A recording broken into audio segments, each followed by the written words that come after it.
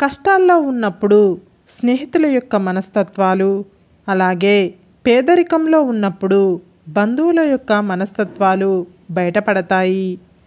విజయాన్ని చూసి మురిసిపోకండి, ఎందుకంటే అది తొలి అడుగు మాత్రమే, గమ్యం కాదు. నువ్వు అందరినీ సంతోషపెట్టడం చాలా కష్టంతో కూడుకున్న పని, కానీ నువ్వు అందరితో సంతోషంగా ఉండడం చాలా సులువైన పని. మీకు కుదిరినప్పుడు కాదు, ఎదుటివారికి అవసరమైనప్పుడు చేస్తేనే దానిని సహాయం అంటారు. తొందరపడి కళ్ళతో చూసి నోటితో మాట్లాడేవారికి ఆవేశం ఎక్కువ.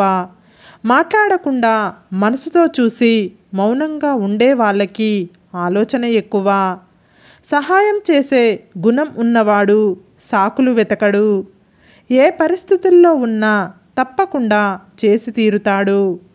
మీకు నోరు ఉంది కదా అని పదే పదే ఎదుటి వాళ్ళు బాధపడేలా మాట్లాడకండి. ఒకసారి దూరమైతే తెలుస్తుంది వారి విలువ ఏంటో. మంచివారికి లభించే మొదటి బహుమానాలు అవమానాలు, అలాగే అపనిందలు. సింహం వెనుక ఎన్ని శునకాలు మురిగినా సింహం విలువ తగ్గిపోదు. అలాగే నీ వెనుక ఎంతమంది ఏం చెప్పుకున్నా కూడా నీ విలువ తగ్గిపోదు. అందమైన వారు అడుగడుగునా ఉంటారు, కానీ అందమైన మనసున్నవారు మాత్రం అరుదుగా ఉంటారు. కత్తిని ఎంత ప్రేమగా పట్టుకున్నా దానికి రక్తం చిందించడం మాత్రమే తెలుసు. అలాగే కొన్ని బంధాలు కూడా అంతే. నువ్వు ఎంతగా ప్రేమించినా సరే వారికి ఎదుటివారిని కష్టపెట్టడమే తెలుసు. జీవితం మీకు విజయాలను ఇవ్వదు, కేవలం అవకాశాలను మాత్రమే ఇస్తుంది. ఆ అవకాశాలను విజయాలుగా మార్చుకునే శక్తి నీ చేతుల్లోనే ఉంటుంది.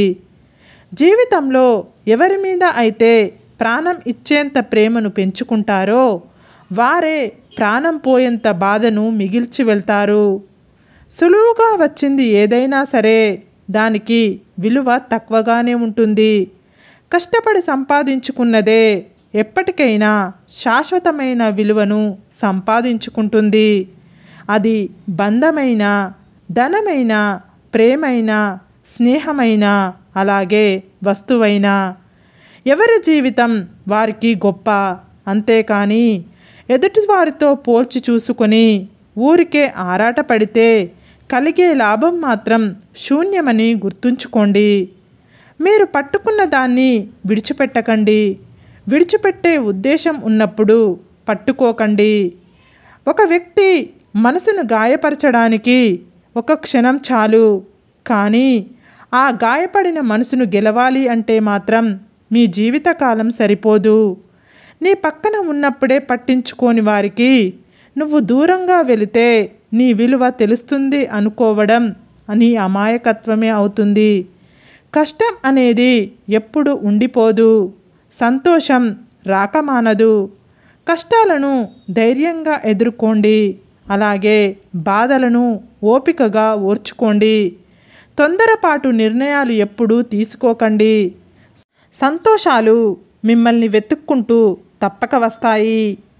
మంచిగా ఉండండి, అంతేకాని మంచితనమే బలహీనతగా ఉండకండి, మోసపోతారు. నువ్వు కోరికలు లేని జీవితాన్ని కోరుకుంటే చింతలేని జీవితం నీ సొంతమవుతుంది. అన్నింటికీ అతిగా సర్దుకుపోవడం కూడా ఒక చెడు అలవాటే. ఉన్నదానితో సర్దుకుపోవడం అతిగా అలవాటైతే ఉన్న స్థానంలోనే ఉండిపోతాము. ఈ సమాజంలో జాలిగుణం కలవాడికి కష్టాలు ఎక్కువ, కఠిన గుణం కలవాడికి సుఖాలు ఎక్కువ. పనిమంతుడు పనిని కూడా విశ్రాంతిగా భావిస్తాడు, బద్ధకస్తుడు విశ్రాంతిని కూడా పనిగా భావిస్తాడు. ఎవరికి ఎంత చెప్పాలో అంతే చెప్పు, వినకపోతే వదిలేయ్, వాళ్ళే తెలుసుకుంటారు.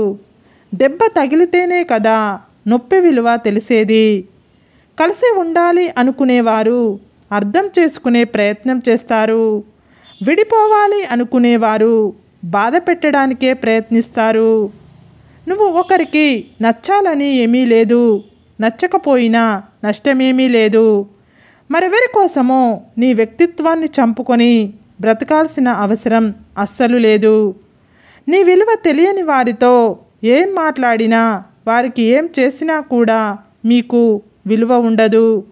ఒకప్పుడు ఇచ్చిన విలువ ఇప్పుడు ఇవ్వడం లేదు అంటే వారికి నీతో అవసరం తీరిపోయింది అని అర్థం. మొదటిసారి ఎవరైనా ప్రయత్నిస్తారు, కానీ ఓడిపోయినా సరే గెలిచే వరకు ప్రయత్నించేవారే గొప్పవారవుతారు. డబ్బు లేకపోతే మన ఇంట్లోనే విలువ ఉండదు. అలాంటిది సమాజంలో ఎలా ఉంటుంది? ఒకప్పుడు మనుషులు గుణం చూసి దగ్గరయ్యేవారు, కానీ ఇప్పుడు మాత్రం డబ్బు ఉంటేనే దగ్గరవుతున్నారు. జీవితంలో సుఖంగా ఉండాలి అంటే ఈ 3 విషయాలను గుర్తుపెట్టుకోవాలి. జరిగిన దాన్ని మర్చిపోవాలి, జరుగుతున్న దాన్ని గమనించాలి, అలాగే జరగబోయే దానికి సిద్ధంగా ఉండాలి. ఏం జరిగినా ఆలోచిస్తూ ఆగిపోకండి. ఏది జరిగినా అది మీ మంచికే జరుగుతుంది. మీరు గతంలో ఆగిపోకండి, ఎందుకంటే కాలం సాగిపోతూనే ఉంటుంది. నువ్వు చేసే పని నీకు ఇష్టమైనదే అయితే సాధ్యమైనంత ఎక్కువగా కష్టపడండి, ఎందుకంటే నేటి నీ కష్టం తప్పకుండా రేపటి నీ ఆనందానికి పునాది అవుతుంది. కష్టపడడం తప్పు కాదు, కష్టాన్ని ఇష్టపడకపోవడం తప్పు. ఇష్టపడి శ్రమిస్తే సాధించలేనిది అంటూ ఏదీ ఉండదు. నువ్వు తప్పును కప్పిపుచ్చుకునే ప్రయత్నం చేస్తే అది మరింత పెద్ద ఆపదను నీకు తెచ్చిపెడుతుంది. మన లక్ష్యం కోసం అలుపెరగకుండా శ్రమిస్తే నేడు కాకపోయినా రేపైనా మనకు విజయం దక్కుతుంది. నిరాశపడకండి. ఎదుటివారు మంచివారో చెడ్డవారో అని వేలెత్తి చూపించే హక్కు ఎవరికీ లేదు. ఎవరి జీవితం వారిది. నచ్చితే మాట్లాడు, లేదంటే వదిలేయ్. అవసరం ఉన్నప్పుడు పలకరిస్తున్నారని ఎవరి గురించి బాధపడకండి. వారు చీకట్లో ఉన్నప్పుడే వెలుగులా మీరు గుర్తుకు వస్తున్నారని సంతోషించండి. వినే ఓపిక లేని వాళ్ళు ఎప్పటికీ అజ్ఞానిగానే మిగిలిపోతారు. అలాగే చెప్పే ధైర్యం లేని వాళ్ళు ఎప్పటికీ పిరికివాళ్ళుగానే ఉండిపోతారు. మన జీవితంలో అవసరానికి ఆదుకునేవారు ఉండరు, కానీ అవసరానికి వాడుకునేవారు మాత్రం చాలామందే ఉంటారు. ఎక్కువగా ఆలోచించడం కూడా ఒక రకమైన మానసిక సమస్యే.